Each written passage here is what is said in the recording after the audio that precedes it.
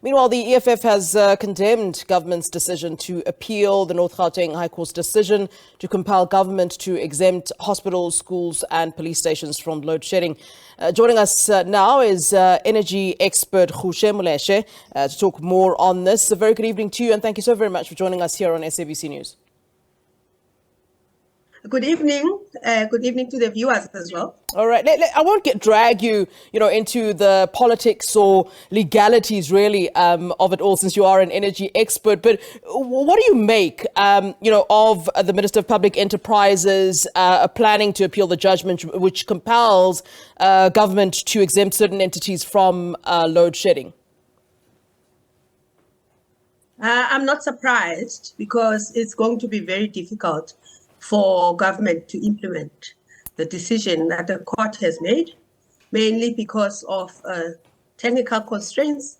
As you would know, schools, hospitals, as well as police stations are embedded within the localities of everyone else. So it's very difficult to say you would be able to isolate those to try and provide power to them. Yeah. I do empathize with the hospitals, because really they're going through rough times, but really, honestly, it's practically very difficult to do that. Yeah, you're talking about it being difficult to do that.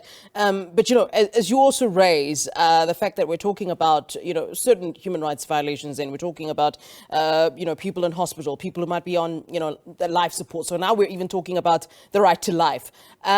What other options are there that perhaps, now we have an electricity minister, for example. What are some of the options that could possibly be looked into when dealing with this electricity crisis, and certainly making sure that these important entities, are spared in some ways?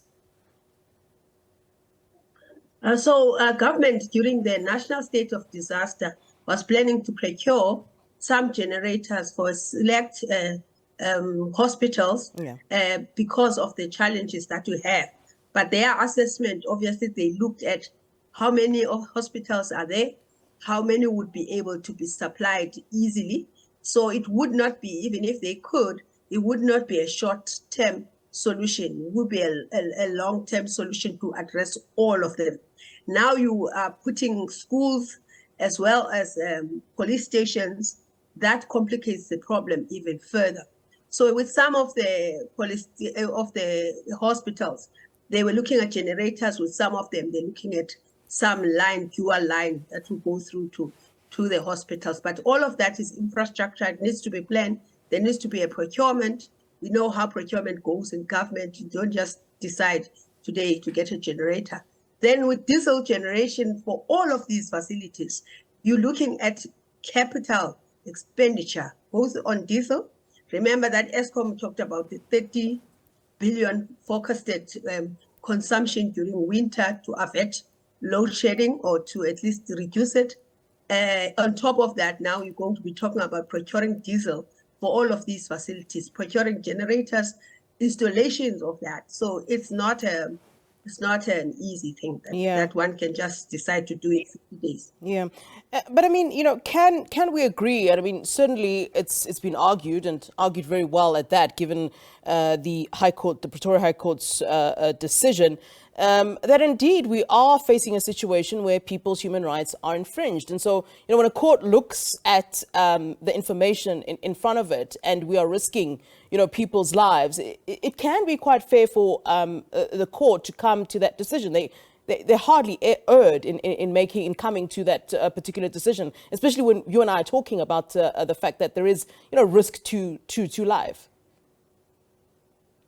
Yes, the court could come to that decision, but the question is it implementable? Government could easily find themselves in contempt of court, particularly as you have specific timelines. So yes, it is fair. Yes, it's in fact, we shouldn't be having load shedding in the first place as a country. That's also not fair. The economy is struggling and all of that. And government should have made provisions a long time ago. They haven't. But now what even complicates it even further, now you're adding schools. School is in every locality. And in every locality, you have got grid that is interconnected, from municipal grid to ESCOM grid, medium voltage networks and all of that. That is all interconnected. How do you isolate that school? What do you need to do to make sure that you do that? They are in every locality.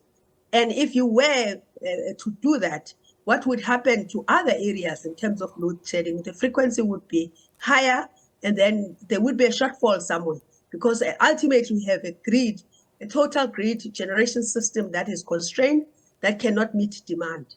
This is why we are focusing to spend so much on diesel, which is also very wasteful. So in terms of the rationale, in terms of the empathy, it makes sense. But physically and technically, financially, it's a different question. Yeah, you talk about, the fact that there shouldn't be load shedding in the first place, and I'm sure that's what all of us would agree with you on as South Africans. There's been, what we've been told has been a group of people that have been putting together a plan, some of it headed by the Minister of Electricity. What do you make of the fact that they say there is this plan, but we're seeing pretty much the same of what's been happening in terms of load shedding? And maybe on the back of that, I also want to ask, do you see an end in sight, for what we are dealing with? When the president announced the plan, July 2022, most of us did indicate that this is not a plan. This is a wish list, in the sense that there was no specific timelines, as you know, and also there were a number of things, interventions from buying from private sector projects. We know those projects will take a while to be realized, significantly to reduce the total shortage that we have. There was talk about importing power from the region. We asked, what are the timelines? Where in the region? What about the transmission infrastructure constraints?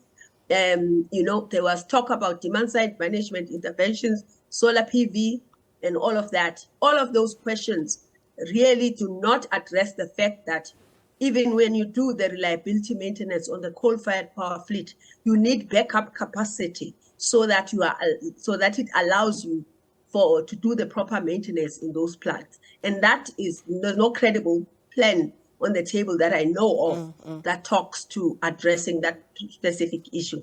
Yes, there will be interventions that come in, like when Kusile, eventually there's a focus that by December, the 3 units that are now have been out on outages are likely to be back on stream. That's 2,100 megawatts.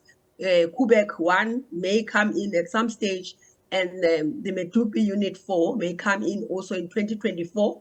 But all of these interventions still require significant improvement in performance of the Eskom fleet. Right now, that is erratic. Sometimes they do well, there are some plants are doing well, some are not. So you do need additional capacity to help you have reserves so that you are able to address those issues. All right. We appreciate your time so much. Thank you, Ruse Moleshe, who is an energy expert there.